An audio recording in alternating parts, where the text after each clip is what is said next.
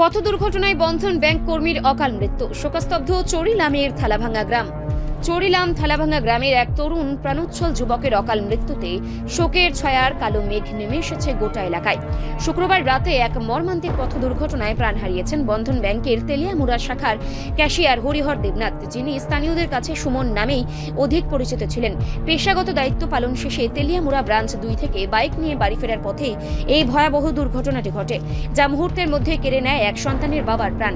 শনিবার সকালে হরিহরের মৃত্যুর খবর গ্রামে পৌঁছতেই হৃদয় বিদারক দৃশ্যের অবতারণা হয়। ছেলের চিরবিদায়ের সংবাদ সহ্য করতে না পেরে বাড়ির উঠোনে সংজ্ঞা হারান মা মহারানী দেবনাথ।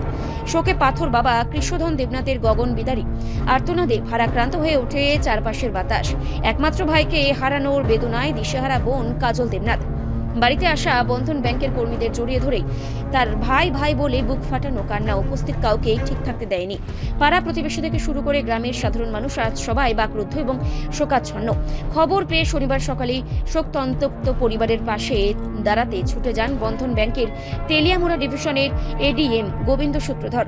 সংবাদ মাধ্যমের মুখোমুখি হয়ে তিনি অত্যন্ত ভারাক্রান্ত মনে জানান যে হরিহর দেবনাথ তাদের তেলিয়ামুড়া ব্রাঞ্চ 2 এর একনিষ্ঠ ক্যাশিয়ার ছিলেন। এই কঠিন সময়ে পরিবারের প্রতি সমবেদনা জানিয়ে তিনি আশ্বস্ত করেন প্রাতিষ্ঠানিক নিয়ম ও প্রসিডিওর অনুযায়ী মৃত কর্মীর পরিবারকে প্রাপ্য সমস্ত ধরনের সুযোগ সুবিধা দ্রুত প্রদান করা হবে।